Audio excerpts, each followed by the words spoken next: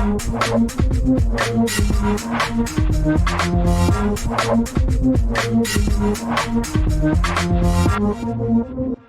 welcome back to All Stars, and we are counting down to the 2023 edition at the Vindico Arena in Cardiff. Last weekend in July, Saturday the 29th, Sunday the 30th.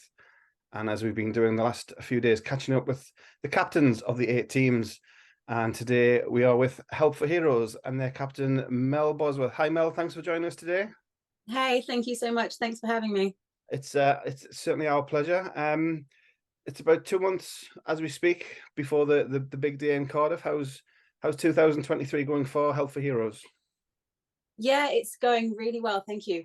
So the teams come together really nicely. We've had a bit of a slow burner on the build up to this year's tournament with some really unfortunate and what will be very missed regular players having to drop out for personal reasons, work commitments, study commitments and such.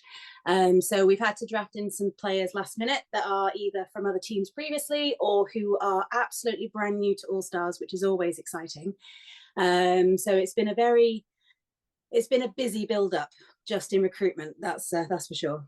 Yeah, and talk about the players, man. We'll come on to squad in a minute, but once the kind of after All Stars, and then it's kind of a couple of weeks, and then you start next year. And there's always a huge interest when applications go live. So I'm sure, like you say, you've lost those players, which is disappointing. But there'll be no shortage of willing volunteers ready to step in and take their places.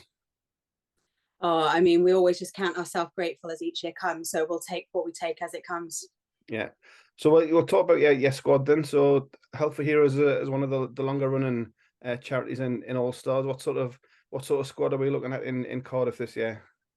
So we have a very military connection heavy squad, I guess, which has always been the case with All Stars anyway, since the charity started. I think it takes it's definitely a charity that people it's a very personal charity. Almost all of us, if not all of us, have someone who we know who has served, is serving, or have served ourselves. So it's definitely a charity where it's very hands-on, so to speak. This year we've got returning some ex-forces who were injured in combat. One in particular, one of our players, Michael Courts, this will be, I believe, his 3rd, 4th year now playing for All Stars. He was actually injured whilst on tour in Afghanistan. Unfortunately was injured to the point where had to have reconstruction on his knee, had to learn how to walk again before he could even reconsider getting back on the ice. So the fact that he's back on the ice and he's skating again in his Help for Heroes colours is just it's exactly what the charity stands for. It's about supporting those troops. It's about getting them back to a standard of living and getting them back to being happy with life. So it's really great to be working with Michael, and his family get very, very involved, to the point where his son actually comes down and is one of our little mini mascots on the ice every year as well. So as well as being a very personal, heartfelt affair, it's a very family heavy affair as well. Yeah, I mean, we'll talk about the charity as well in a second, but yourself as captain, your All Stars journey, how did that happen? How did you get involved with All Stars and then lately taking on the captaincy for Help for Heroes? Yeah, so my journey, I'll try and keep it brief. It was quite accidental. My first experience of All Stars was You're not the first captain to say that, Mel, to be sure. It was actually in 2017. I'd not long been dating my now husband, who at the time was playing For Dreams. And I'd come down as his wag and his cheerleading squad for the weekend. And I just fell in love with the atmosphere. And at that point, I just started trying to play hockey myself. Always played field hockey, could skate, but I thought I'd give it a go. And just seeing the pure passion and infection from everybody, like everyone was just so happy, and there's no discrimination on ability or where you're from or what team you play for or what position you play. Everyone was just happy to get together, see old faces that they'd met over the years as part of their All Stars family. And it was something that I was really, really eager to get a part of. So the following year I applied and was successful in my application. I joined then charity Blue Cross, and I did 2 years playing for Blue Cross, always trying to get on Heroes because it's just such a dear cause to my heart. And then was lucky enough last year to be selected for All Stars, which was fantastic. Joined the team, and it was it was definitely an eye-opener, despite the fact that I probably only met one person on that team prior to joining the squad and entering the changing room. They did everything they could to make me feel welcome, like part of the family. And it was the first year that I really got that All-Stars vibe, and I really got what it was about. It's probably safe to say I found my tribe that year for sure. Yeah, and Health for Heroes, like you said at the top, it's a very personal charity for a lot of people who have that family connection, that real life connection. How does Health for Heroes hockey work with the charity in kind of obviously the fundraising, but how do you get involved, and what sort of support are we giving Health for Heroes? Well, obviously, as you know, like everything that we are raising goes direct to the charity itself. We're actually getting wounded veterans down to the tournament as well to speak to the guys, to continue to motivate them and let them know, you know, the direct impact that they have on that money, the money raised for the charity and where it goes.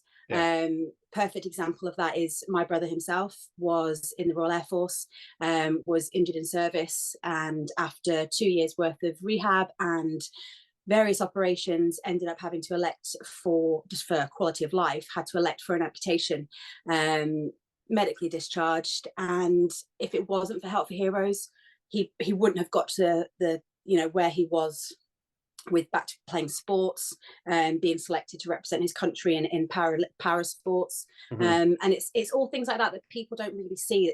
It's not just, you know, a charity flying people back and giving them a hoodie or you know, a rucksack when they get back and saying you've got some therapy.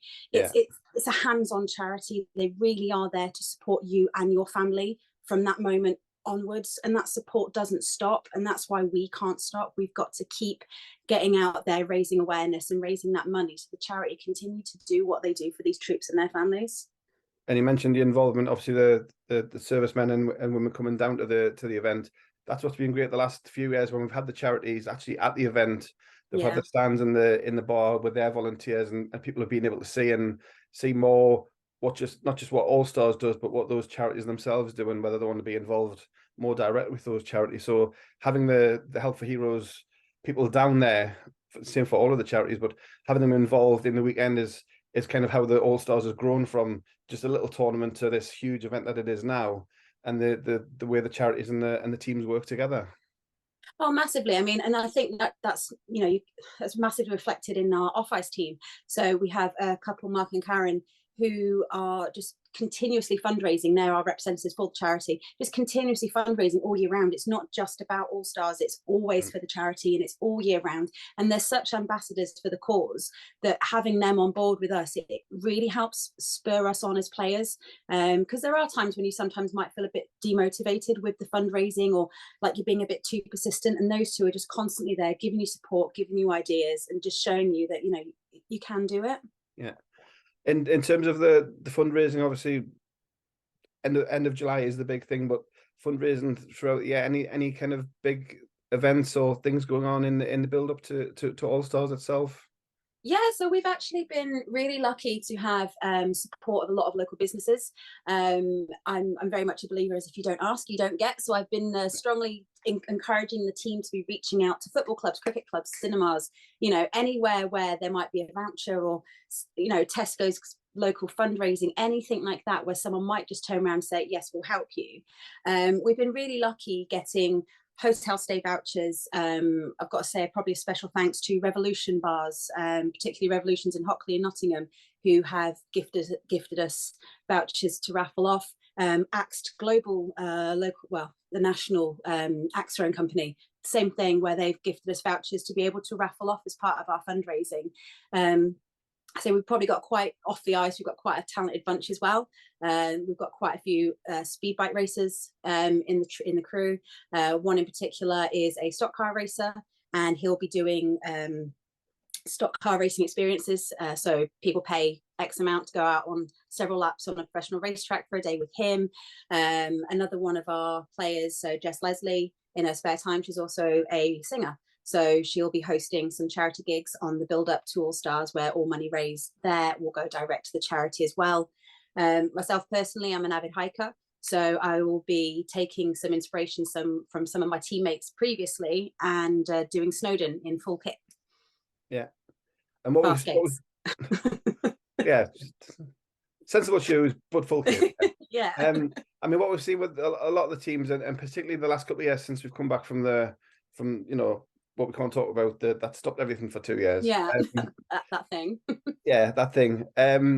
These extra satellite events, which seem to be more and more a part of the fundraising, which is a way of keeping in touch. Obviously, we do things like this over a Zoom and keep in touch that way, but more of these social events seem to be more of a regular thing. And like you say, the concerts, the gigs, whatever it is, the events, just a chance for people to get together in person. I say seems to be more of a thing in the last couple of years. Yeah, and you know what, following on from that, it's something that we're definitely keeping alive with the team as well. I think it's very easy to lose contact and lose motivation with each other, and therefore the fundraising and the charity suffer for it. So we've all made a really active effort this year, even though we're all over the country, ranging from Scotland down to Wales. I think I've actually got one in Cyprus at the moment as well. We're making that active effort to stay in touch with each other, whether that's regular weekend chats. We've got an online quiz planned soon, where just as an inter-team competition, you know, the winner will get X amount donated from each player into their just giving, and it's still a bit for the charity, but it's as well, it's for the team. It's to keep us motivated, even though we're so far away from each other. Yeah. So if people are listening to this and watching this and thinking about having an idea of coming down to Cardiff at the end of July, what would you say to a potential fan or a sponsor or somebody who just wants to get involved to kind of get them to make that leap and come down to join us in Vindico Arena? Oh, they've just got to do it. Don't think twice. Just get yourself down there. I think the amazing thing about All Stars is not only that it does create such a large awareness fan base for all of these charities, which are all so deserving, but it gives players like myself the opportunity to put on that jersey for the charity, and you know, just be proud to be on the ice and represent something that's bigger than what we are. Because it's as much as, okay, we're going for an ice hockey tournament, it's not about the hockey. I mean, that's what gets us there. It's what's helping us raise the money. But at the end of the day, regardless of what jersey we're all wearing, everybody is just proud to be able to put that jersey on.